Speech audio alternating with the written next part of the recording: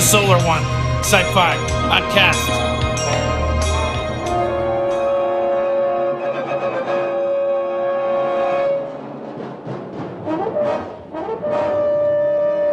Hello, this is the Solar One Sci-Fi Podcast, episode 216, which is quite a lot to we've done now, and that means that our second poster, which if I remember, I'll put on the background, will show how many episodes we've done since we started in November 2019 before COVID, and here we are. As usual, I've got my two very faithful co-hosts, both in London. Well, I think they're both in London at the moment. Martin Fowler, how are you? By the gods of science fiction, how are you? I'm good. I'm good. I'm good. Sure? Yeah, you're good. You're definitely good. 6 hours of Andor. 6 hours straight all day Sunday. We're going to talk about that, but before we do, let's introduce the other I co-host. finished off. Yeah. With Doctor Who. All right. Lots to talk about, and also Malcolm Patterson. Hello, Malcolm. Hello, how you doing? I'm all right, thank you. How are you? How's things where you are? All good. Good. It's been a really good spring. We've just had bank holiday, which is nice. Bank holiday, May Day, bank holiday. I was always thinking of that Rimmer sketch from Red Dwarf where he goes, "Well, what does it call it? May Day. It's only a bank holiday. Ascension Sunday. 50 was it 50 season after Pentecost? Sunday after Pentecost. Yeah, that's it. Yeah, I love it. Classic. My daughter, there was the Portsmouth Comic Con, and she met Chris Marie, and she also met Norman Lovitz, and of course, Malcolm, you don't know, but Martin and Norman had a bit of. Are you all right to talk about this, Martin, or is this more of a private thing? I didn't want to go any further. Yeah, no, we talk about it. Go on, quickly say what your experience is with Holly, because I always thought it was quite funny. What happened again? It was a long time ago, wasn't it? It was something on the phone or something. What was it? Yeah. So what happened? I was meant to be doing a comedy course with Norman Lovett. Mm. And it was £25 an hour, but I ended up in the pub and I got pissed. And I never turned up, and he phoned me up and got rather abusive on the phone. He said, you owe me 25 quid, and I told him where to go on the phone. That was how long ago was it? That 25 years ago. About 25 years ago. So it would have been after he'd started Red Dwarf then. So would have been quite. Yeah, well, yeah, because that's what really made it. It was when he sort of dropped out and the other one came in. Oh, Hannah. Yeah, that's it. Yeah. That's interesting. Sorry, Norman. No, that's all right. Sorry. I was sort of it'll pick it up, but I just made myself a customized tripod mouse. But it's not going to show up on here, is it? A bloody thing. It's annoying. I can't be able to take off the filter, but I did an AI of the tripods. You know, I've been doing a lot of AI stuff recently, and it's sort of, you see a bit of it there by my fingers there. It's sort of half there at the moment, and it's actually come out quite well. It's that's very good, is that? Yeah, and it's the Tripods of Portsmouth. And what you do is you get lots of images of the actual tripods from the episodes, like screenshots and stuff like that, and then you can build it up, and it slowly gets more and more accurate. Like I did one with Red Dwarf as well, and that was interesting because although it was too small, by the end it looked pretty good.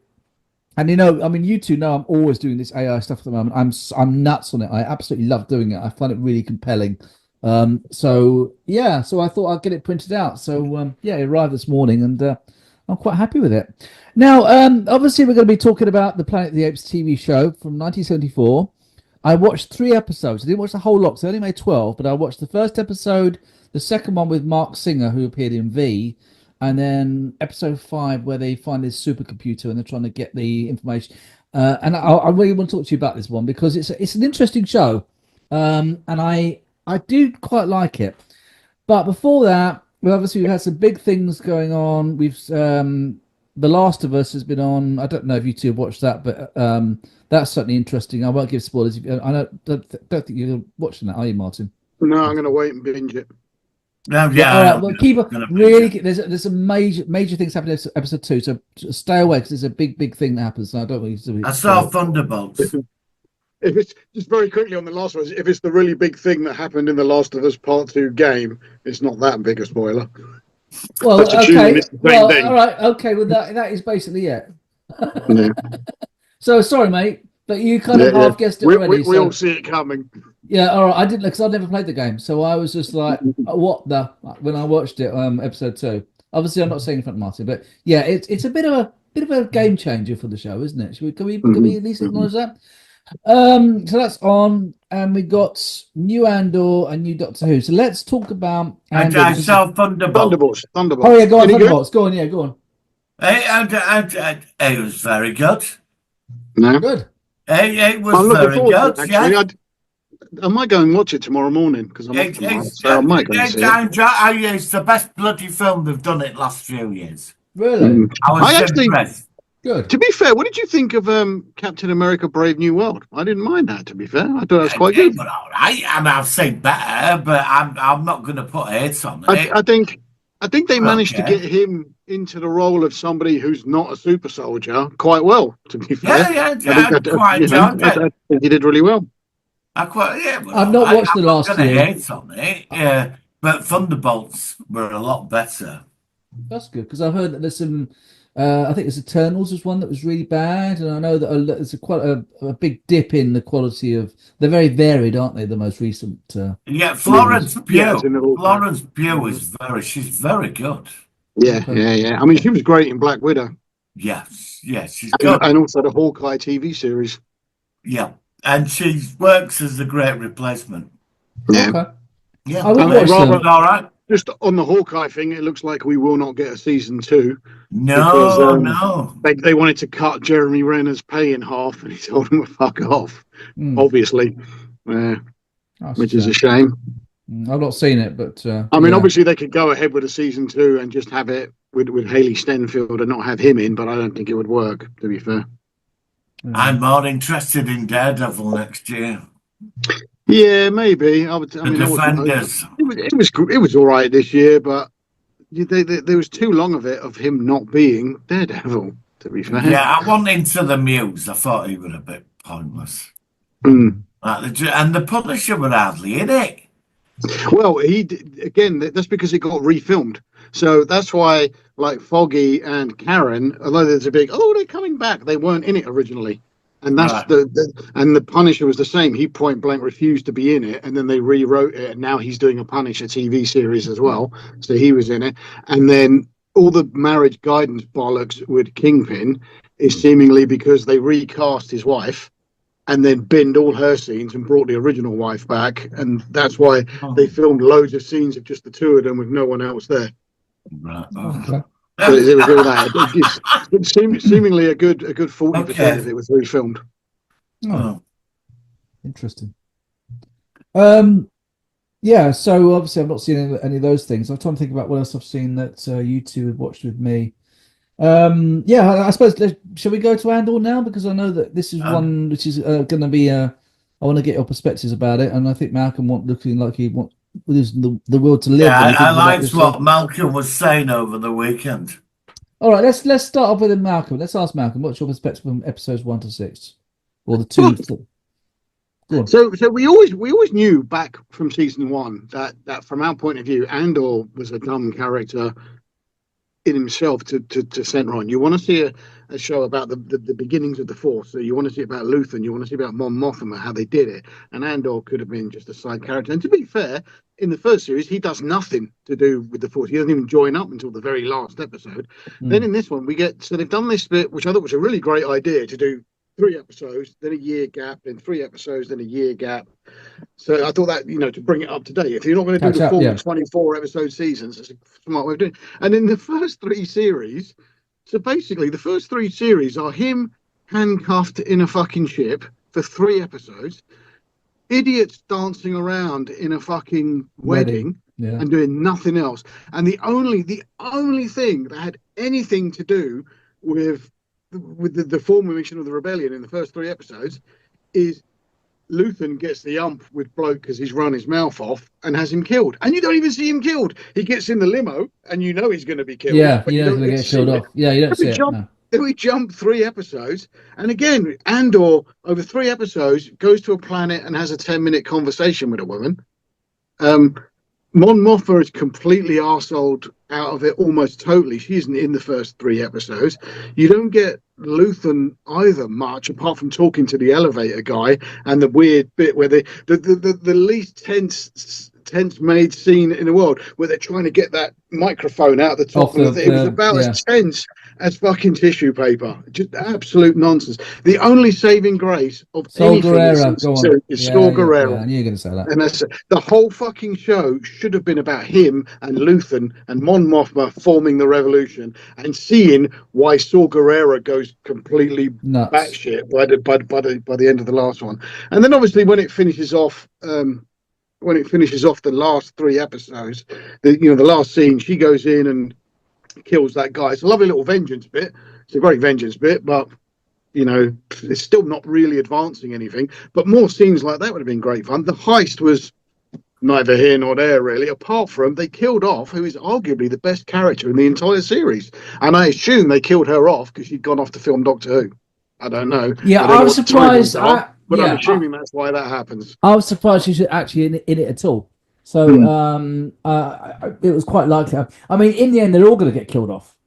Yeah. They are all going to die by the end of episode 12 because we know by episode 12, apart from which is why we should be centering on the characters that aren't and all that. And you don't give a shit, but they could do what the fuck they want with Andor because he's going to live. He's going to, yeah. And Mon Mothma, you technically Mon know Mothma she's is the only one that well. survived the whole thing. And then the internet has gone nuts that they recast fucking Bail Organa. I was good. That was my next question. Yeah. Now, I honestly, when I said, "Who's this guy?" and I thought that looks a bit. No, that's not Bail. And of course, apparently, I'm pretty certain Jimmy Smith's pay packet's a little bit beyond their budget now. Oh, do you reckon that's what it is? Because it said he was unavailable. But unavailable because they wouldn't pay him enough money to do it, I would imagine. But how did you feel about the recasting? I mean, the guy's in it for 10 seconds. They didn't even need to have him in it at all. Yeah, but people are saying that... I don't think he says anything, does he? He's just standing in the background. He has a bit of dialogue with Mon Mothma, but people are saying that he's in that one scene just so that we see him later on in the series and he's more of a substantial role. Maybe the next 3 parts. So they what I've heard is they just put that brief scene in so that we're getting used to a different actor. Character. So when he appears, they don't have to have the exposition. So they can go straight cut to the chase. Yeah. And then, obviously, when the first episode started, that opening scene of that brand new TIE fighter was fucking incredible. That was brilliant. The only thing I would say is, how is that technology not there later on? What happened to all those TIE fighters? Where did they arsehole them? It's not like if they'd had him blow the place up so the people who designed it are dead and all the computers are gone, you could understand never seeing that ship again. But they didn't. And the rebels, as far as I'm aware, have the ship now. Why aren't they using the fucking technology? Well, are we going to see it again? I mean, I wonder if we're actually going to see it again because, as you say, it was a prototype. It was a lot more sophisticated. I mean, it was bashing into rocks and meteors and things. And normally, TIE fighters just explode if they just tap anything. They've got a self-destruct. And now it's bouncing off mountains. Yeah. And even got like things like it's got 3-seaters. It's got hyperspace jump. It's got its own atmosphere. Basic TIE fighters are really, really basic. So, do you think that it's going to be explained, or is this going to be like lots of sort of plot holes and unanswered things by the time we finish the? There's going to be lots of plot holes and unanswered things because writers they're very good at doing stuff like, I'm going to write a brand new fucking super ship, everybody's going to love it, and then when people start going, yeah, but hang on a minute, they just go, don't worry about it, and then they just leave it out. Just let it go, and then they just skirt around it. Now, I'm going to choose my words very, very carefully, but what did you think of that scene in episode 3 when, was it B what's the name? I can't remember that character's name. Bix. Has a rather amorous Imperial officer making his intentions clear to what he'd like to do with it. To be fair, these guys are arseholes. They're pretty evil. They're almost borderline based on Nazis. Did we really need that scene to show that they're arseholes? That's what I was wondering. That's what I'm wondering. Maybe not. I mean, to be fair, if there's a larger story, as in like, so now she's gone after that first fucker, or she's killed him, and that's made her go after the guy that tortured her. So if it's part of her story arc, of like she becomes some absolute fucking psycho, Yeah. because my guess is in the next 3 episodes she's going to be killed off, and that's when Andor is He's going to go fucking ape shit. Kind of fat thing. shit. That's why you see him just kill the guy, and all of that. So I think that's going to be it. She's gonna forget about fucking any kind of rebellion and stuff. She's just going to go after everyone who fucking does her wrong, and she's just going to be loopy. So maybe it does fit into a larger character arc for her, but who knows? She's Bix, isn't she? I think she's called. Yeah. Bix. Yeah. Martin, let's get your perspective about all this. What do you think about all the stuff we've been talking about? Oh, for God's sake. He's a fucking idiot, right? Right, he's done it again. He's done it again. He's done it. Running around everywhere, running around with no purpose. The cold bit, the TIE fighter, loved it. And then he goes to a planet with pointless people for 3 episodes. Lord of the Flies. Get stuck in the middle of that. Oh, yeah, and the planet happens to be Yavin, right? Oh yeah, yeah. Because we saw the temple. We saw the last scene was Yavin. Yeah, we recognise. That's the only So time. they're on that planet and they have a shootout between each other. And he escapes. And then he's running about everywhere doing it. And then we get on to Mon Mothma, weird husband, and there's like a wedding and a rave going on for 3 episodes. Yeah. So she's in a disco for 2 episodes. And then we get to the ISB. And then we jump onto all these other people like, who are these? And then we're over here. And then we go over there. And then we're back to him, like Did you spot the way they're filming it? It's like they film 2 big scenes, and then every 10 seconds they flick between the 2. It's so fucking annoying. They were really annoying me. I got to a point where I started looking at my phone because I lost interest. Yeah, really. I was doing that, I think, by episode 4. Then my favourite character, I'm very happy for him. Cyril. What, Cyril? Cyril, I love Cyril. He got laid. Cyril gets his moment of fulfilling to become a true wanker. Yeah. He does it. He gets a secret mission the thing is destined for. Oh, I thought you talked about him shagging. Go on. Well, I'm going to get into that. One hilarious when he walks into the room and she says, "I've only got an hour," and she says, "Can you turn the light out?" And that one, and then suddenly we're back onto him running about everywhere, right? But again, she was one of the only kind of decent characters from the first series. Why the fuck have they downgraded her to a fucking nobody? I don't know. And then one blast at her mum, and you think, "Oh, go on," and then you never really fucking hear from her again. And then my favourite scene, they invited Cyril's mother round for dinner. Yeah. Which have fuck all to do with anything. Another 15 minutes we don't need to film. And his mother comes round and she's putting him down and she says like, well, I work, you know who I work for, and I could make your life rather difficult. And mother's like, oh, well, you know, Cyril's a good Unless boy. it turns out that his mum is banging the Emperor on the side and she's literally the fucking first lady of the fucking universe. She's an absolute waste of fucking time. And that scene had fuck all to do with any of this series. So I'm sat there watching, I got to episode 5. And I was like, where are we going now? And then Sol Guerrero turned up. Yeah, he was good. Then he finally turns up. Yeah. He goes, I'm totally insane, do you? And I think that was best scene in all of it, you know. And then we're on to Cyril and the heist. Spying on everybody on his secret. It's just been used because he got laid in a room for an hour. Yeah. And this is what it's like. This is Cyril's moment.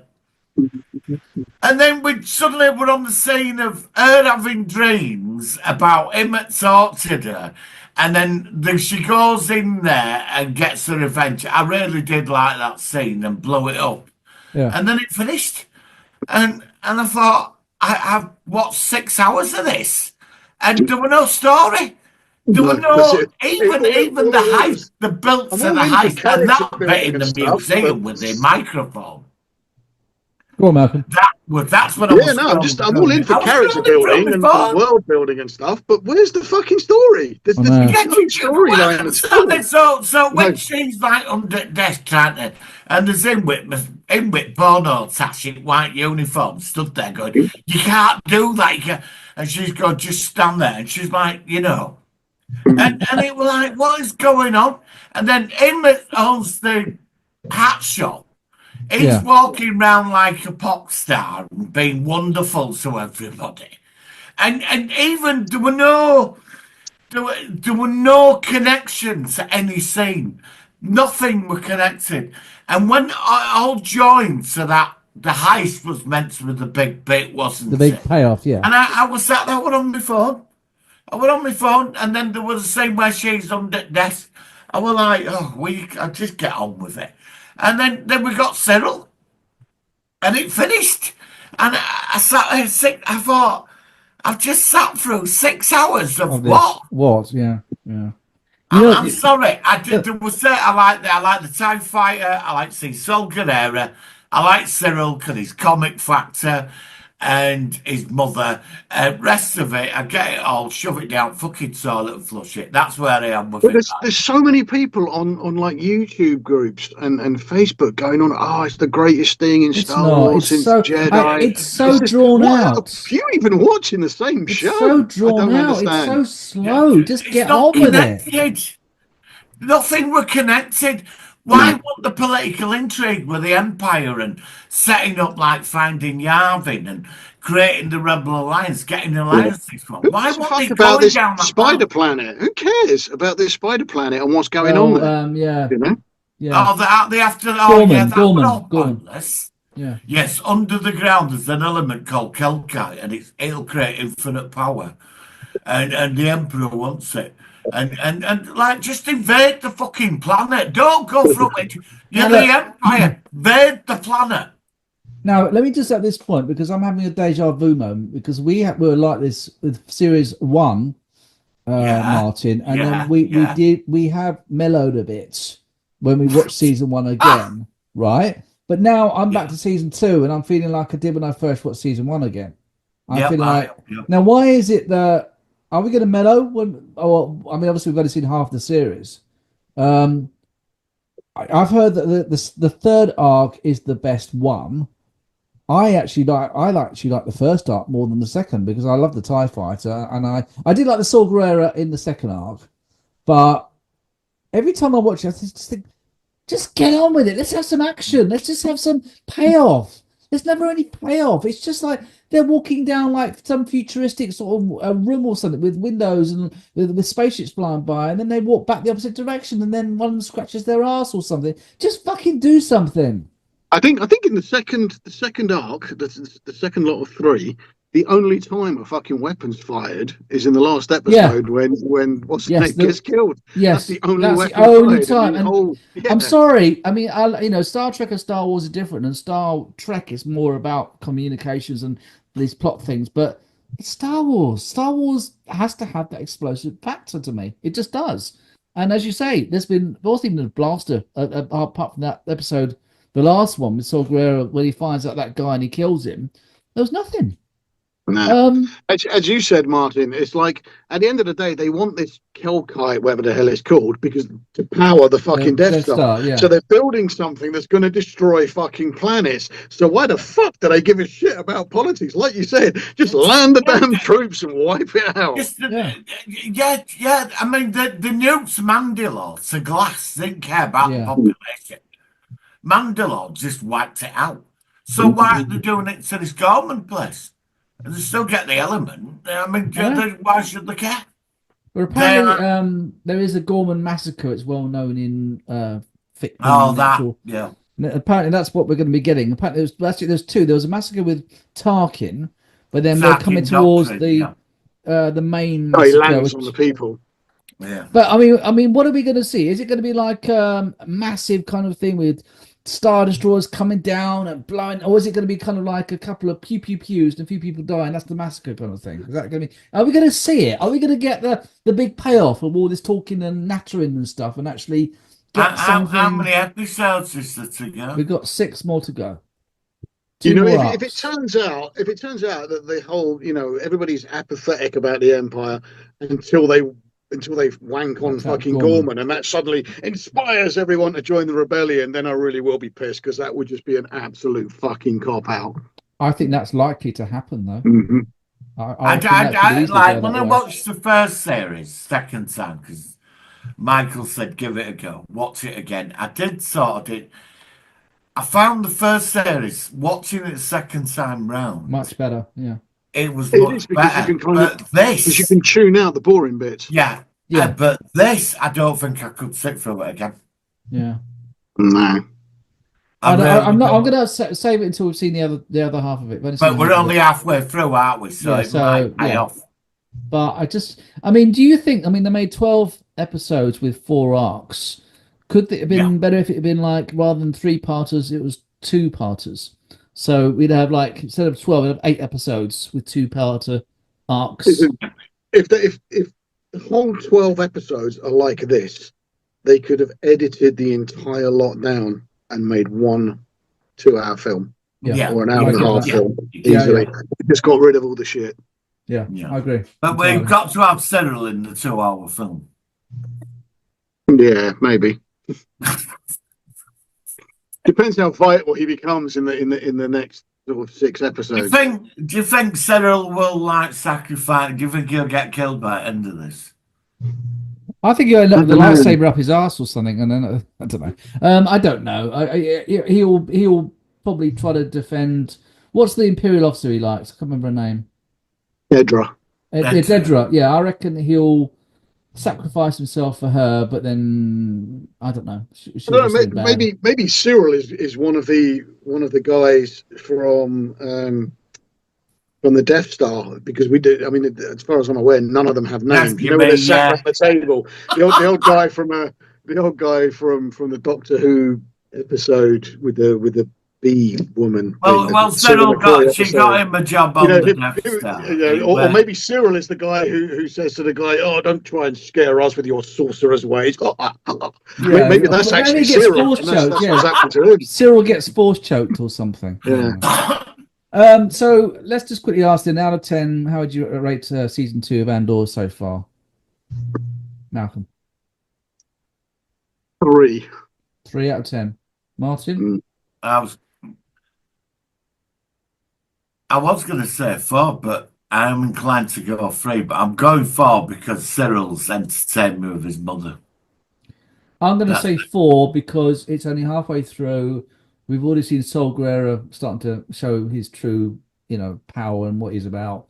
And I did like the TIE Avenger from the first 3 episodes as well, because I'm a that was beautiful. That was beautiful. That. I mean, I wanted to see so much more of that. Just that's what I want, more action.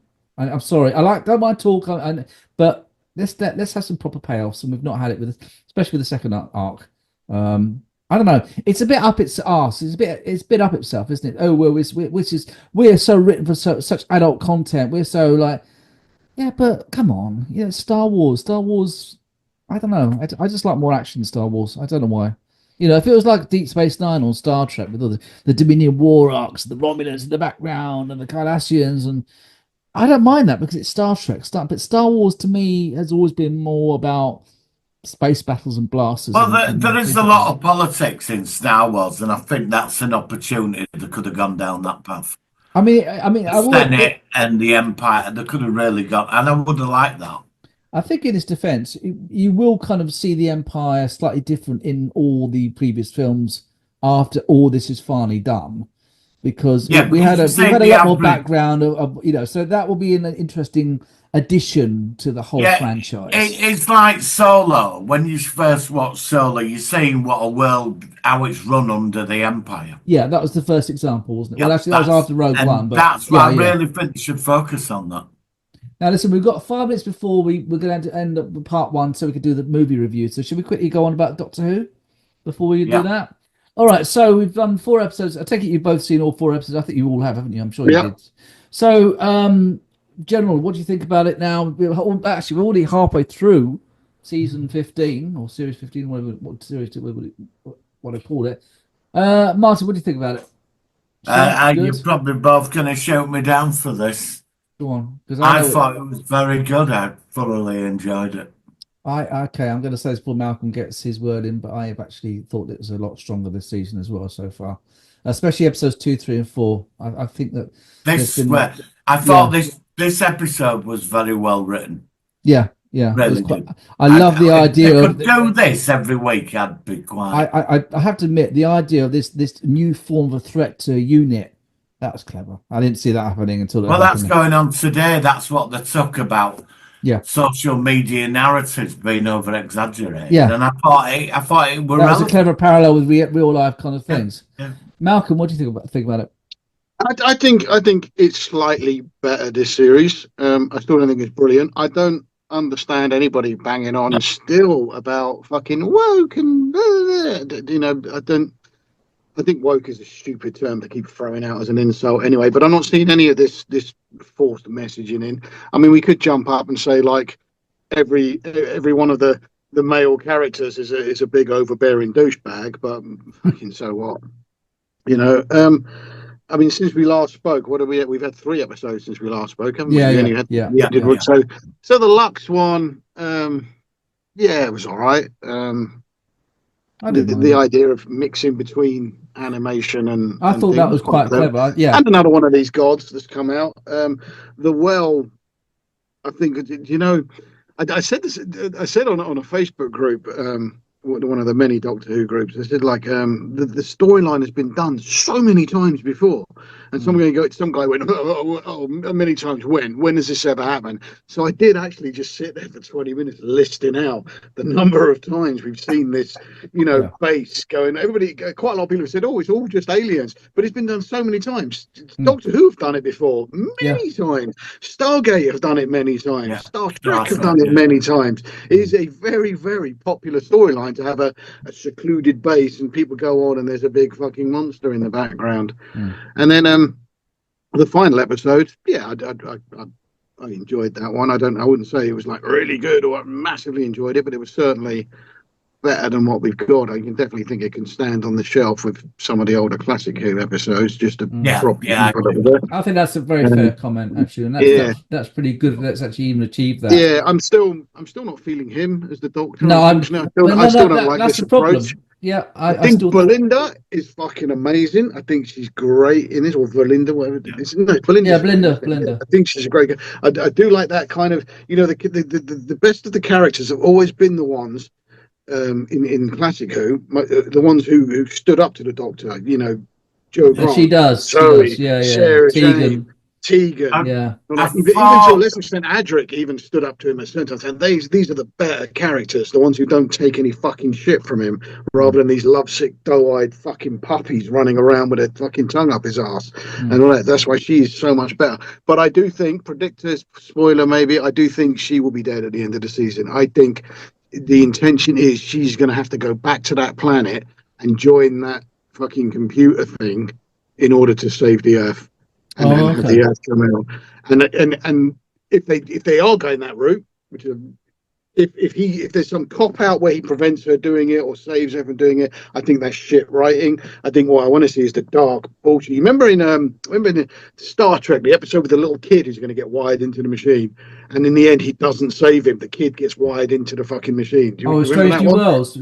Yes. Yeah. This is proper storytelling when it's fucking the no-win scenario. It's going to, and this is what I want to see for Belinda. Love her like I do. I want to see her in that fucking machine bringing the Earth back. And then that's the end of it. And then he can cry his fucking eyes out. He didn't cry last week. He didn't cry last week. It was the first time. I've been long enough. Yeah. Well, no, that's true. It's only 5 minutes, wasn't he? Yeah, that's true. His last 2 minutes talking to that guy was more Doctor than any of his performance so far. that scene there was more what we've come to expect from the Doctor I than anything he's done. I thought Rose's character, is it Rosie Sunday? I thought she come out really strong in it. Ruby Sunday. Yeah. Ruby, yeah, I thought she was very good. Yeah, I like it. I liked her last year, 42 yards, what it's called, that one. And that's another Doctor Light episode. And the Doctor Light episodes tend to be the best ones, which is a First shame. time ever, I've quite liked Kate Lethbridge Stewart as a character as well. I thought she was really good in this. I thought she's been shit and everything she's done previously, but in this she wasn't bad. I really liked the hard-ass bitch that she took in this one. I like the darker stuff. I like it when in the world that they're living in, it cannot be all happy roses. It has to be brutal and dark. And I thought that was great. We've got less than a minute until we're going to do fade out. So do we think it's the same think tank from the episode Robot? I don't know. That could be. Yeah, maybe. Well, Look, let's go in... to choose the name think tank. I mean, it could be that they're still going on. Let's go into our fade out now because obviously we're running out of time. But so far so good. So on that note, we'll be right back with the focus of the week. Here we go. It's the Solar Sci-Fi Focus of the Week.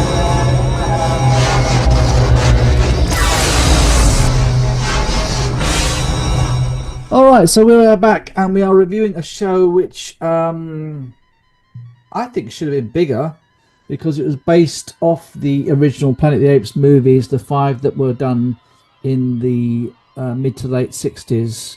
I'm not sure how big a gap was between the last Planet of the Apes movie and this TV show, but obviously Roddy McDowall, who is well known for being in the movies, is back here, and the makeup is exactly the same. So I'd imagine that a lot of people who worked on those movies also had some contribution towards the TV show. So Planet of the Apes 1974, an interesting short-lived series. I assume it must have got cancelled after 12 episodes, I think it was, or 12 or 14. Let's just open up generally. What do you both think of it? Malcolm, what do you think of Planet of the Apes? I mean, I remember watching it when I was a kid, and I would have been like 1, but then it was repeated many times. And it was quite good. It followed a very 60s, 70s formulaic thing of like episode by episode guys traveling, either trying to get home or trying to read somewhere, or trying to do and helping people out. Standalone episodes, very standalone. Yes. Fugitive, Incredible Hulk, Logan's Run. They all ran with this sort of parallel with all of them. Yeah. And so this was on, and it was something that did quite a lot for TV series that came from films. That did this, and then this did the triple whammy because it then did the animated follow-up afterwards. So it did the movie, the TV series, and then the cartoon series afterwards. Which I never checked out. I never checked out the animated series. Yeah, I remember it being on. It was set in like a kind of a modern time. I remember the opening credits is all like the animated series was sort of based on the original book. Oh, okay. The apes are advanced like us, yeah. And how about you, Martin? What do you think about this show? Right. I know quite a bit about this. I've made a few videos about this, actually. Good. Okay. Right. There is several scripts on the actual Apes website which they never made, which there were some interesting episodes. There were plans to take it. If it had gone to season 2, they would have gone to the Forbidden Zone. Oh, that would have been good. Yeah, but it never got that far. That's what they were hoping to do. They do get home, by the way. They both get back home. What, in the animated series? Okay. Yeah, they do, yeah. Because when the series got cancelled, they made 4 movies. What they did, well, they edited, I think, 6, 7 episodes into 4 movies. And they were made for, like, some afternoon thing. And at the beginning of each movie, Galen introduces the film. Right. And he mentions what's been going on since the series. And in the final film, he says they found their computer and they both got home. Okay. Oh, wow. That's interesting. Yeah. And you can watch the actual intro. They're on YouTube. I'll find them and send them to you. Sorry, I mean... But basically, there's been 2 books as well that are sort of tied in. They came from BAM Adventures. Okay. and that explains how they managed to get they build the ship in the second film. How they Okay. get off the planet, it covers all the plot holes.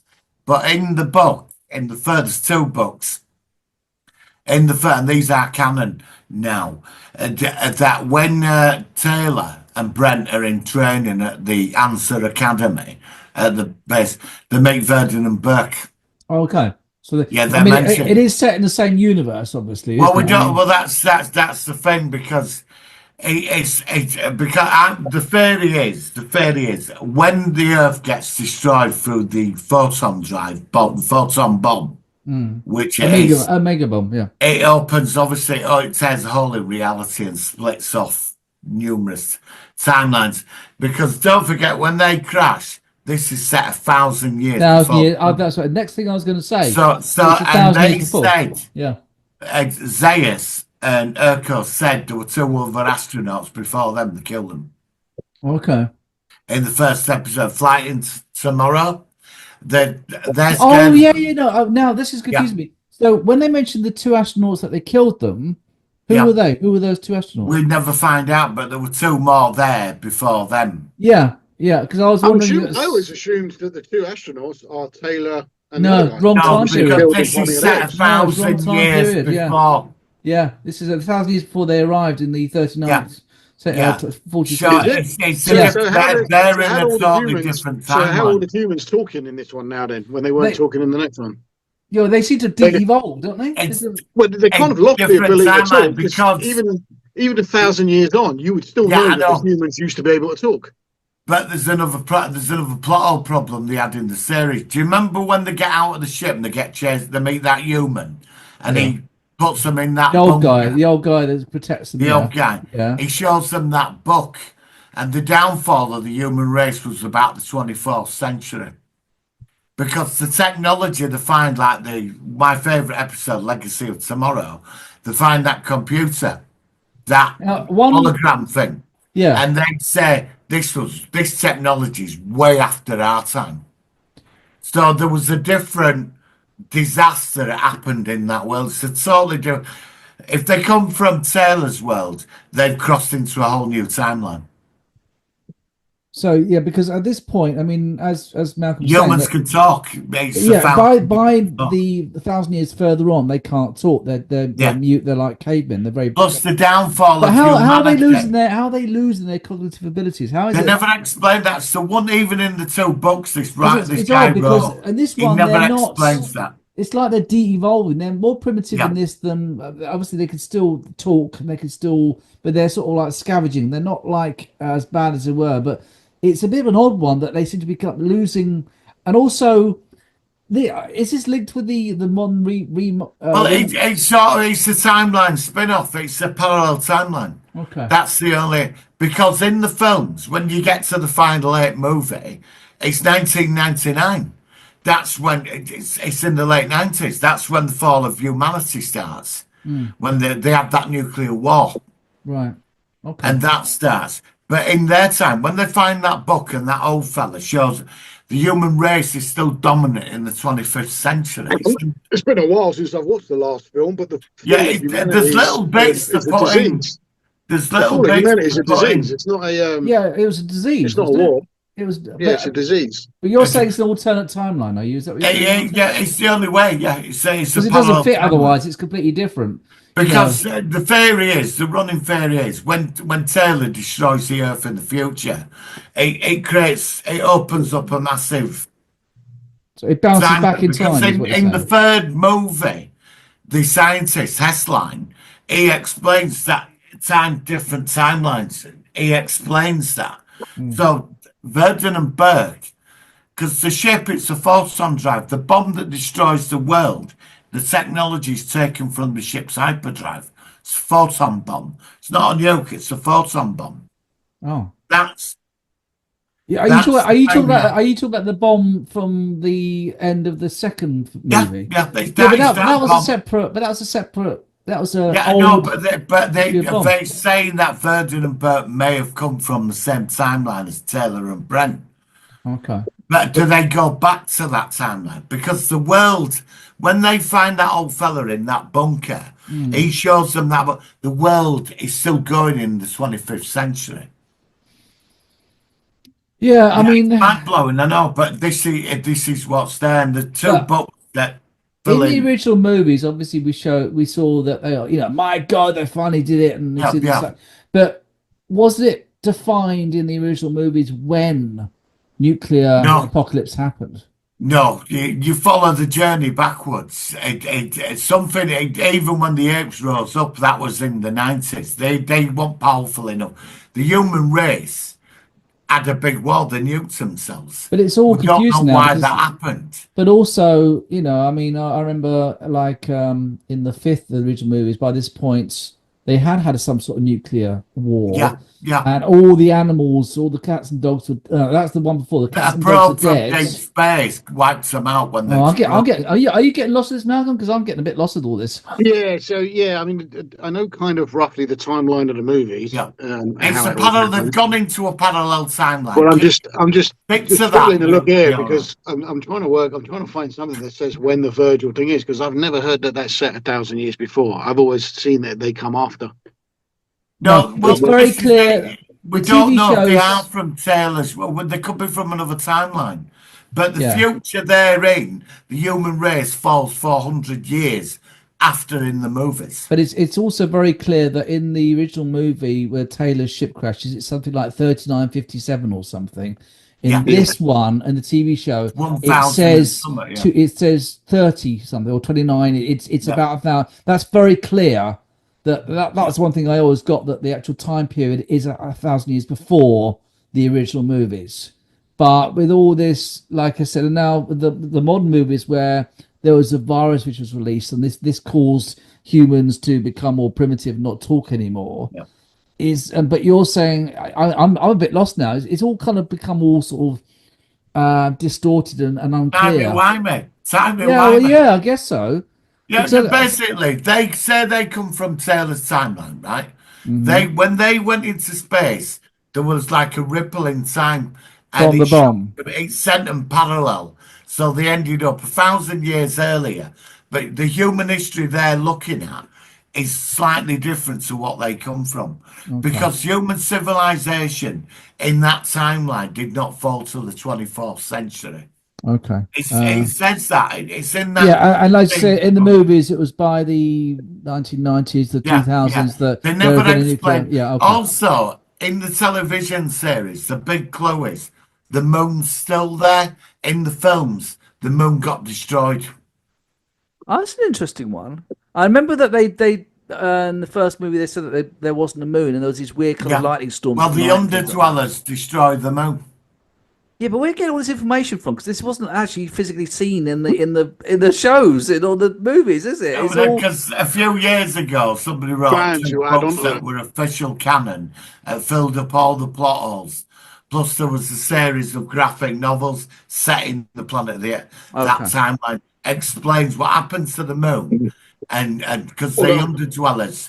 There's this certain if you destroy our moon, we don't follow that long behind it. I think. That's why they don't recognise. That's why they don't recognise that when they crash there. But in the TV series, it's a parallel timeline. It's a different timeline. It's all played out differently. But they get back. They get back.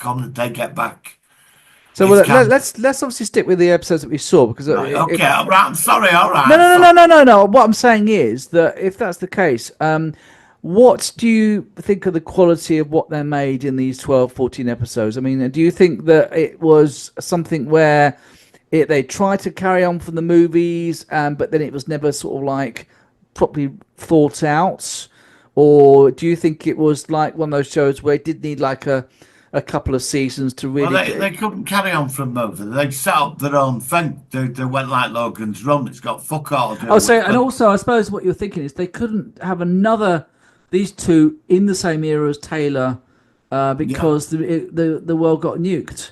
So what you're saying is that's why they did it 1,000 years before, because they couldn't put it any further. Well, they could, but it's It's an interesting one, isn't it? Because, like I said, I remember watching it when I was younger. And what threw me was that they encountered humans who were talking, Yeah. and they're a bit more simplistic. And I always found that That's very why hard they're to scared of digest. them. That's why they're scared of the humans, because they don't want the last two astronauts that were there were putting ideas into the humans. And you And don't get to see that. Amos got the temple, he's creating that gas. okay. You know, in that episode. And that's why they got such a high. I mean, they're called astronauts. Like it's a weird. Obviously, it's a weird. Yeah. Okay, that's interesting. So, what do you think about the cast? Obviously, Roddy McDowell's back. Did you think they all did quite well in their respective roles, or how do you feel about it all? How do you think about because obviously it was Roddy McDowell,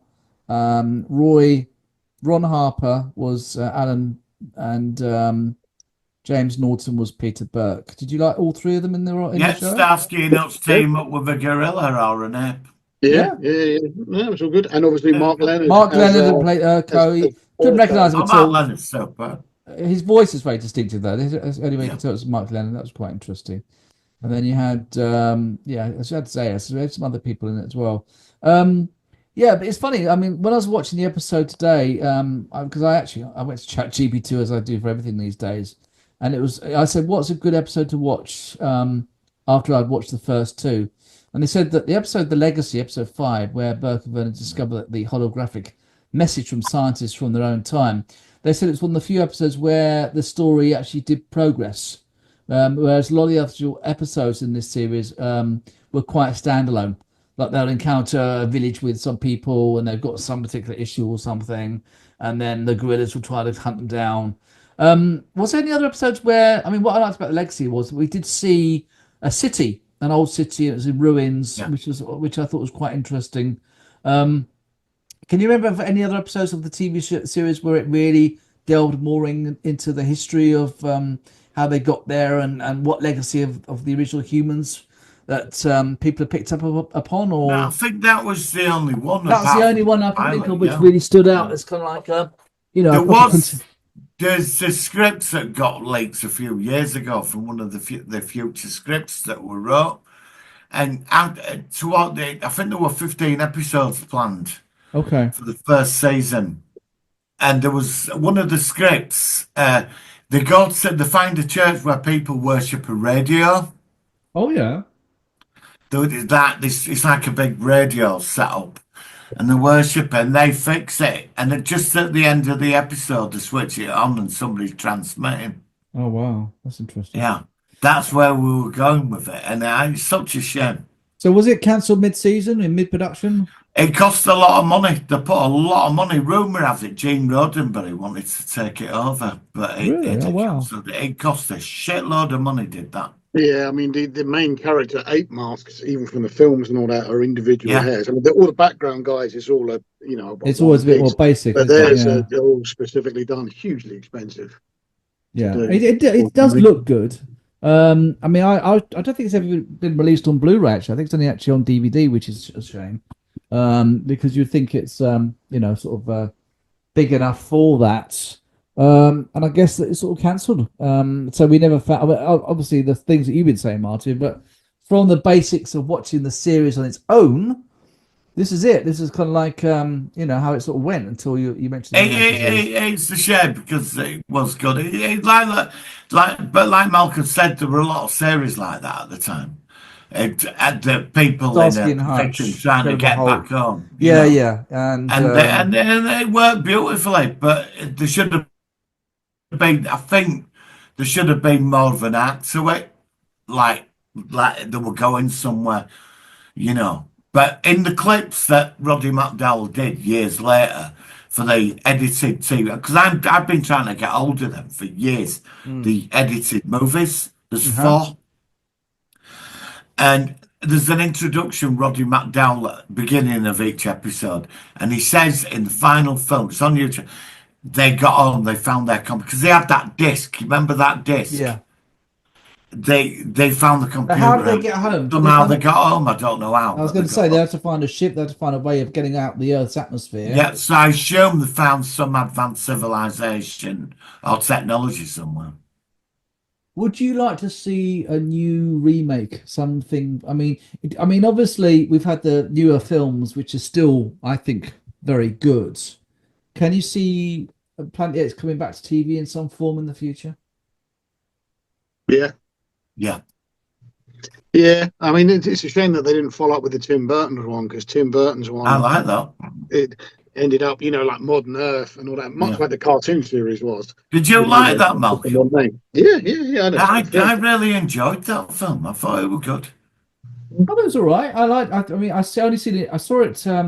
I knew that Charlton Heston was in it as one of the chimps, which I thought was really quite ironic. And I do remember the end of it when they went back to Earth, and then Charlton Heston is Tim Roth's dad, the guy that's in bed. Yes, yes. And all that, because they rather amusingly give him this massive speech about, because obviously he's so massively into the NRA and the right to bear arms, so they give him that fuck off speech about how the guns are the end of all fucking evil and all that, and he must destroy the gun if he finds it and all that. I thought that was That's really the power funny. of 1,000 spears or something. Yeah, yeah. But what was the ending of that movie? Didn't they go back and then apes were in charge or something? There was some weird twist at the end. Yeah, so he basically he crash lands into the Lincoln Memorial, but now it's an ape, and then apes come up in their police cars. So that's another one where they changed. Obviously, this is a reboot, so this isn't linked up with all the other stuff, is it? The Tim Burton version. It's like a reboot. Well, I've got a theory. I think when that planet was destroyed in the original movies, it opened, it did a big split in reality, and it opened multiple parallel universe and timelines up. If you want to get round all this head fuck stuff, that's the best way to do it. Because it is hard to specify. It is hard to sort of kind of explain it. The new movies have been very clever because they've obviously gone over the originals and they've covered all the plot holes. And especially with the last film, which was superb, The Kingdom of the Apes. They've covered every aspect of that. And like this, that dementia disease that dumb humans down. Yeah. And they're setting up the underdwellers with the humans that are in bunkers. Yeah. And don't forget, in the first film, there was an astronaut who disappeared. But But this disease, though, was only in the modern iterations. The disease wasn't featured in any of the old stuff. We don't know what the disaster was. We know that Zaya said mankind destroyed the world. Yeah, but I always assumed it was a nuclear aspect rather than a. Well, I assume as well. In the second movie, the mutants tell you that it's a nuclear holocaust destroyed the planet. You don't know why. There's something. Yeah, they just destroy themselves. All right, well, that's pretty much it. I think I could think about. I mean, let's sort of wrap it up. I think. So let's do our usual ratings out of 10. So I think I'll ask Martin, because you know a lot more about the backstory than I do, with all these different variations and all these different. I'm absolutely obsessed with the original movies universe, that whole world. It fascinates me. I think Beneath the Planet of the Apes is I love Beneath. I know we reviewed it ages ago, and I love that movie. Seeing that even now, when they're all it's so creepy when they take the mask. I love it. Freaks me out. Even now, that freaks me out. Yeah. I'm going to give the series a 10 because I'm such a fan. Thought you might do. Yeah, fair enough. Okay, how about you, Malcolm? Yeah, I'd push it to an 8. To be fair, I think it's a damn shame that it didn't carry on. Yeah. And it's just one of. I mean, I'm not one of these who cries about remakes and sequels and stuff. I'd love to see it remade. To be fair. Yeah, I mean, I think I'm going to give it the same as you, Malcolm. I'll give it an 8. It would get a bit further if perhaps some of this stuff, which they wanted to have done, actually had been done, rather than it sort of like ending on just a standalone episode. Because it was interesting and it did look good, and it had that original movie vibe, especially the opening credits where you see the son behind. He's got the apes on horseback with the rifle in his hands, and think, oh god, you know what I mean? The original story for the second Planet of the Apes film was that Charlton Heston, when he goes into the Forbidden Zone, he finds another jungle that's full of humans. Oh really? And he teaches them. He has a son. And the apes find out about him, and he raises an army, and he steals guns from a garrison, and he attacks the apes, and at the end he defeats them. And Zeus is in a zone, they're all laughing at him. That's what they were going to do originally. Okay. Well, whatever they did for the actual second movie, I still think. Oh yeah, I agree. But that no, it's interesting. No, it's good. if you go on the Apes website, all the information, all the script, all the alternatives, they're all there. Brilliant. They're all there. So let's wrap this up. Last question, as always, I ask: would you have this as part of your collection? Yeah. Yeah, I reckon so. Yeah, I would definitely as well. So, sorry for confusing. Honestly, no. I find it interesting. I mean, like I said, it's like like some of these Star Wars fans when they go on about or going back to the Star Wars thing, where a lot of the modern stuff it clashes with this written articles, and that's been this. It's because you're a fan. That's nothing wrong with that. I like that. I think that's really interesting. I just love the world that were created. That the 70s world. It just, I'd love to go see more of that. Yeah. But we are where we are. I do love the new films. I think they're great. Yeah, do we know if they're making any more? I mean, the last one, Kingdom, did quite well, didn't it? I don't know. Yeah, they are. So they're making another one, are they? Yeah, because that's another trilogy, isn't it? Yeah, she's in it. The girl. Yeah, she's signed up. Because when the Kingdom came out, I wasn't even aware of it. Suddenly, it was just it just sort of came up. It was like I didn't know about it. One night, I sent you a message. Or was it straight to Disney Plus? I don't know. Was it did it go to the cinema? I'm not sure. Yeah, I saw it at the cinema. Yeah. Oh, it did. I never heard about it. Yeah. It was just suddenly there. Well, I one night I were in, and this trailer came up, Planet of the Apes. I was like, what? And then I said it. Yeah. I thought they'd finished it. I think we talked about it. We were really shocked when we did a sort of I never even knew that would be. No, it was very kept quiet. It wasn't. Yeah. It wasn't sort of made very clear to people like us and the various. I love films where society's upside down, like set of 500 years, and a person from our time ends up in that world. Yeah, Logan's Run. The way it's all insane. Yeah. I love Logan's Run because the fact is that these people are cut off, and you meet a person who's not been in their city, and he's got some, it's like that time difference. Although it's not time travel. It's about the Logan's Run TV series did something really interesting. They made the city of Jones. It was controlled by old people. Yes, I know. And I thought that was brilliant. Yeah, I like the TV show. I mean, I love the original movie as well, but I thought the TV show was interesting. Have you read the books? I've read 3 of them. I've read 2. Yeah, the second and third one are not so good, but the first one is quite interesting. Yes. And firstly, the age isn't 30; it's 21. Yeah, I heard it was younger. Yeah, so basically, you just have a planet of children. So who have this computer tends to everyone's fucking every whim. So no one works, no one does anything. So you imagine what a world that's just basically fucking teenagers. Is the oldest people on there are teenagers. You imagine what that's like.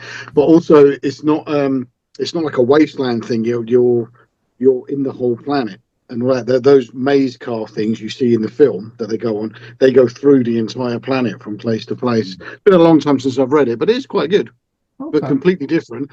And the end of it, the actual end of the film is completely different to the film, an absolute mindfuck at the end of it. If you don't know how the book ends, it's like when it happens, you're like, fuck.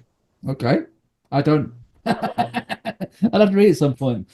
All right, guys. Thanks very much for joining me for this. I'll drop you them clips in a couple of minutes of Roddy McDowell. All right, sounds good. I'll put them. I'll post them. I'll find them and post them. Yeah. When are you guys next back? Are we going to go back in 2 weeks' time? Yeah, 2 weeks. So are we going? I know we talked a lot about this episode, but are we going to do the full review of Andor season 2? Even though we've already talked about the first half quite a lot. Well, what do you think? How many more are there? So is there 3 tomorrow and 3 next week? Yeah, so okay. We actually that means should we come back in 3 weeks when it's done? Yes. Yeah. Let's go because we're not doing quite. I mean, we're having gaps now. So no, 2 weeks is fine. 2 weeks is fine because the next episodes will be next week. No, you're right. Yeah, because it's only tomorrow. Yeah. No, you're right. So God, yeah, maths has never been my strong point. Yeah, we'll be back in 2 weeks then, and we'll do the full. And I know we talked a lot about it, but we'll probably sort of answer some of the questions that we've been asking today about was it good, and then also perhaps we could talk about what I'm going to do. I don't know if you two are going to do this, but I'm going to rewatch Rogue One after I've watched Yeah, the yeah, last yeah. six. I've Definitely rewatched going, it. I've rewatched Yeah, it. no, I'm I was waiting. going to, but like you, I want to see this end first and then go into Yeah, I Rogue want to One. see that, and then that's going to give my whole perspective of this whole thing from this two series, from the because I love the original movie, and it's weird watching it the other way around. But if they'd have made a TV series first, and it's plodding along like it has been, I would have still been blown away by Rogue One, but I don't know whether I see Rogue One. I don't know. I don't see it differently, but it's just kind of, in some ways, it might have been better if they just hadn't made the whole thing in the first place. We just had Rogue One. I don't know. What do you guys think? I know we've obviously not seen it. Well, I mean, yet. I just find his character totally pointless. Yeah. I'm trying Yeah, to I mean, know what I said on happened one to him. Facebook group, the reason he's picked for that mission is not because he's like the best guy they've got or the fucking the hero they need. It's because he's a fucking nobody. He's literally the most expendable person in the entire Rebel Alliance. Yeah. That's why he's sent. Yeah. He doesn't seem to be. Yeah, I don't know. Yeah. All right, guys. Thank you very much. We'll catch you next in 2 weeks' time on the Solo on Sci-Fi podcast. Live long and prosper. Yeah, Long live and long and prosper. prosper. Welcome to the deep dive. We got some really interesting audio sent in by you, our listeners, from the Solar One Sci-Fi podcast. We've taken a good look, pulled out the key stuff for you. Yeah, we're trying to avoid just drowning you in details. Exactly. So today's mission is really about understanding their initial takes on two quite different things. The old 1974 Planet of the Apes TV show. A classic. And the first half season, basically, of Andor Season 2. Wait, so we're looking at their first impressions, not some final definitive review, just what jumped out at these fans. Okay, let's get into it. It's interesting just putting these two side by side, isn't it? Totally. You've got Apes with all that history, that nostalgia factor. Yeah. And then Andor, which is, brand new, part of this massive thing that's still unfolding, gives you a good sense of what grabs people. Yeah. Or what doesn't. Let's kick off with Planet of the Apes, the TV series. The Solar One guys, they definitely had a soft spot for it. You could hear the nostalgia. One of them remembered watching it as a kid, said it was kind of formulaic, standalone episodes each week. Like those other shows from the time, right? Yeah, he mentioned The Fugitive, Incredible Hulk, even Logan's Run. Stranded people, new problem every week, trying to get home. Does that sound about right? Yeah, that episodic thing. That was really how genre TV worked then. Yeah. Easy to jump in. Comparing it to those other shows really sets the scene, I think. And they immediately brought up the movie connection. You have to, really. Absolutely. Roddy McDowell coming back as Galen, that was huge. Mm-hmm. Huge for continuity. Yeah. And the makeup, keeping that consistent. Yeah, that helped. One host called it a triple whammy, the movies, the TV show, and then there was that cartoon. Right, the animated series. Yeah. Which apparently one of the hosts hadn't seen. Nope. Said it was meant to be closer to the original book, with the apes being like super advanced, like humans. Interesting. Shows how you can spin the same core idea in different ways, doesn't it? The cartoon sounds quite different from the TV show's focus on the humans struggling. Okay, now here's where my ears really perked up. They started talking about scripts for a second season that never happened. Oh, unaired stuff. Yeah. Apparently the plan was for Verdon and Burke to actually reach the Forbidden Zone. Still trying to get home, obviously, but going into that area. Well, that would have been something. The Forbidden Zone is such a key mystery in the movies. Exploring that on the show could have been great. And get this, after it got canceled, they actually took episodes and edited them into 4 TV movies. No way. Yeah. And apparently Galen did new intros for them, and these suggested the humans did eventually get back home. Huh. So they sort of gave fans closure after the fact. Seems like it. And there were even tie-in books, BAM Adventures they called them, that explained how they built a spaceship. Fans really wanted that resolution, clearly. That just shows you how much people cared, Right. right? Creating their own extended story when the official one stopped. That's dedication. But then, the timeline stuff, the Solar One hosts really went down that rabbit hole. Always happens with apes, doesn't it? Right. They pointed out the TV show is set, 1,000 years before the original movies? Mm-hmm. TV series in the 30th century, movies in the 39th. That's a big gap. And it causes problems. Like, apparently there were other astronauts who crashed before Verdon and Burke in the TV timeline. See, that just adds layers of confusion. So for you listening, the takeaway isn't necessarily memorizing dates, but just knowing the Apes timeline is famously messy, Fans have been picking it apart for ages. Exactly. It's complex. All the sequels and reboots just keep adding twists. That time difference is a big hurdle if you want it all to fit perfectly. And the big one they hit on, why can humans talk in the TV show? Yeah, but they're mute, primitive in the movies. How does that work? And apparently no clear answer in the show or even in those tie-in books they mentioned. It's like evolution just reversed itself. Which is weird because losing speech is so key to the movie plot, right? Tied to society falling apart or some biological thing. But the TV show just has them chatting away. Definitely a major inconsistency that bugs people. And it gets weirder. There was an episode, Legacy of Tomorrow, where they find advanced tech from the 24th century. Okay, so that suggests a totally different disaster happened in the TV world compared to Taylor's world in the movies. Right, like whatever wiped out humanity wasn't the same event. It really points towards the TV show being its own thing, its own timeline. Which leads right into that parallel timeline theory one of the hosts brought up. Yeah, stemming from Taylor destroying Earth and Beneath. Maybe that act literally fractured reality. It's a classic sci-fi fix, isn't it? Parallel universes let you keep all the contradictory stories somehow valid within the bigger picture. And another thing, the moon. It's still there in the TV show. Okay.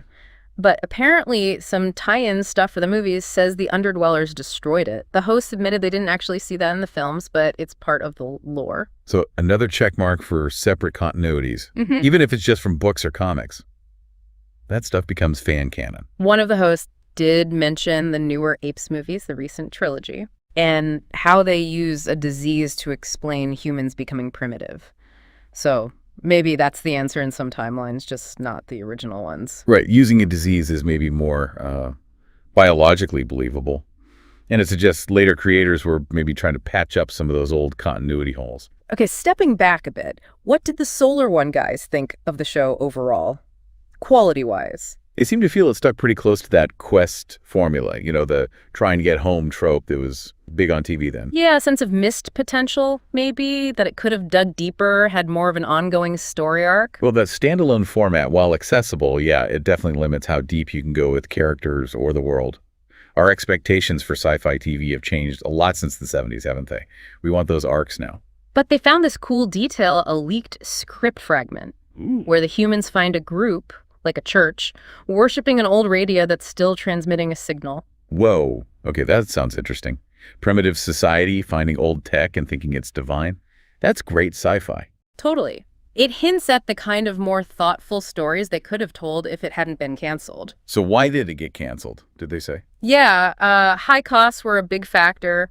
Those ape masks weren't cheap to do every week. Makes sense. And there was some rumor about Gene Roddenberry maybe being interested in taking it over, but that didn't happen. Roddenberry. Wow. That's a what if for you. Imagine Star Trek's creator doing Planet of the Apes. Despite the flaws, though, the hosts seemed to feel pretty positive overall, like they'd still want it on their shelf. Nostalgia's powerful.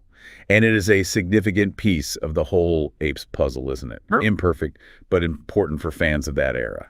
They touch briefly on the future, remakes, the Tim Burton movie, the newer trilogy, which most people seem to like. Yeah, the concept just keeps getting reinvented, doesn't it? Shows the strength of the core idea. And one host circled back to the timeline mess, suggesting maybe the planet's destruction in the movies caused the split, created all these parallel realities. Like we were saying, that parallel timeline idea is kind of the neatest way to wrap your head around it all. Lets everything coexist, sort of. They did give props to the recent trilogy for handling its continuity better with the simian flu and all that. Seems more cohesive. Yeah, maybe that more grounded approach just clicks better with audiences today. And one last little nugget they drop, apparently, an early idea for Beneath the Planet of the Apes. Yeah. Had Brent finding a hidden city of advanced humans in the Forbidden Zone, not the mutants. Whoa. That would have changed everything, wouldn't it? A completely different sequel, different direction for the whole franchise, maybe. Crazy to think about. Okay, let's switch gears completely. Let's talk Andor Season 2, the first 6 episodes. Right. And the reactions from the Solar One crew here sounded much stronger and pretty divided. Yeah, polarizing is probably the word. Unlike the sort of warmish nostalgia for Apes, this was much more immediate and for some, quite negative. Okay, lay it on us. Well, one host was just extremely disappointed, called the pacing painfully slow, said the plot felt aimless. His quote was pretty blunt. 6 hours and there was no story. Ouch. That's harsh. Did he give specifics? Oh, yeah. He felt certain storylines were just filler, like Andor being stuck in handcuffs for ages, or some wedding scenes that didn't seem to lead anywhere, felt like wasted time. Pacing complaints are really common with streaming shows now, aren't they? When episodes could be any length. And yeah, if you don't see the point of a subplot, it just feels like drag. He also mentioned a lack of tension, pointed to a scene retrieving a microphone that he felt should have been tense, but just wasn't. Suspense is subjective, I guess. And he was annoyed they killed off a character he liked, speculating it was just because the actress got cast in Doctor Who. Oh, yeah. Real world stuff interfering with the story. That could definitely frustrate fans if it feels like the plot suffered because an actor left. The recasting of Bail Organa also bugged him. Said the character was barely in it, so why bother recasting for such a small part? And a classic fan gripe. Continuity. Yeah. He saw some fancy new TIE fighter tech and wondered why we don't see that later in the timeline, like in the original trilogy. Yep, that's pure Star Wars fan territory. Introduce cool new tech early, and people will ask why it disappeared later. It needs to make sense in universe. He also had an issue with the scene involving an Imperial officer making unwanted advances on someone. Questioned if it was gratuitous, like, did the story really need it? Okay. And his biggest frustration seemed to be the structure jumping between storylines that felt totally disconnected. Mon Mothma's husband doing something, Cyril Karn's mother having dinner. He just didn't see how it all fit together or why we needed those scenes. Felt scattered. That multi-strand storytelling is pretty standard now, trying to build a bigger world. But yeah, if the connections aren't clear or the individual threads don't feel important yet, it can definitely feel fragmented and make it hard to stay invested. And another host basically agreed. Said he found it boring, lost interest because they kept cutting away just as he was maybe getting into a scene. The editing style really seemed to pull him out of it. Yeah, the rhythm of the editing is crucial. Too much jumping around, if it's not handled just right, can kill the momentum of individual plot lines. Now, the third host was a bit more mixed. Okay, some positives. Yeah, he thought the new TIE fighter looked cool visually, and he actually got a kick out of Cyril's character, called him a comic factor. Cyril. He does have a certain something. But even with those points, he still agreed that the main story felt like it hadn't really moved forward much in those 6 episodes. So even the good bits were kind of overshadowed. Right, so you can appreciate certain elements like design or maybe a performance, but still feel the overall narrative is lacking. They dug into specifics too. The big heist, which season 1 built towards. Yeah, how was the payoff? Underwhelming, apparently. Didn't feel like a big enough moment after all the buildup. Oh, that's disappointing. You set up a heist, the payoff needs to land. And Mon Mothma's storyline still felt underdeveloped at this point. Saw Gerrera showing up. They weren't quite sure why he was there yet, what his purpose was in this story. Yeah, bringing in a big character like Saw, it needs to feel necessary, not just like fan service or setting up something way down the line. It needs to serve the current plot. Even Cyril's arc, the guy who liked him, found it kind of pointless until he had that romantic encounter moment. Right. And a big thing for one of them was the lack of action. Not enough shooting, not enough typical Star Wars stuff, basically. The eternal Star Wars debate. How much action versus character and politics. Fans fall on different sides of that. Andor definitely leans more towards the intrigue. They even got into debating the Empire's logic about some planet with Kelkite. Was that it? Kelkite. Sounds like a valuable resource, maybe. Right. What was the debate? Just why the Empire was handling it the way they were. Like, why not just go in and take it instead of the political games?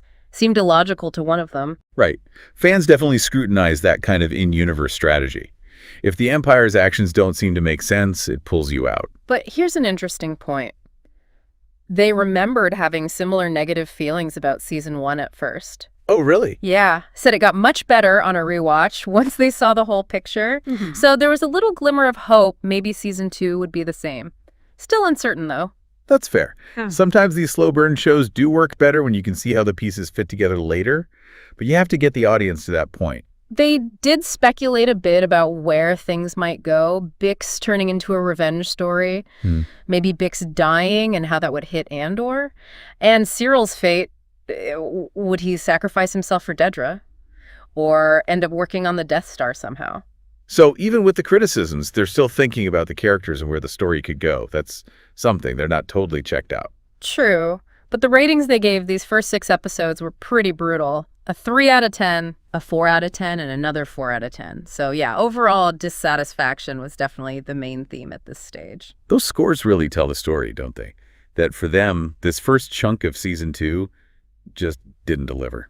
There was that comparison to Star Trek versus Star Wars again. Like, they just expect more action from Star Wars. It highlights those core brand expectations, right? Yeah. Trek for the ideas, Wars for the adventure and spectacle, traditionally speaking anyway. And finally, they kind of acknowledged the political stuff in Andor is there, but they wanted it to hit harder, be more impactful. Still, a little hope it could offer that different view of the Empire, like Rogue One or Solo tried to do. Yeah, showing the gray areas, the inner workings of the Empire.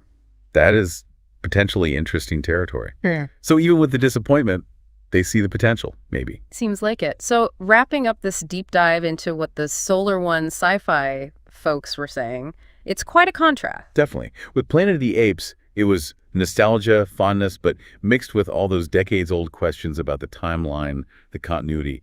Right. And then with Andor season 2, at least these initial episodes, it was mainly disappointment. Pacing, plot, not enough payoff.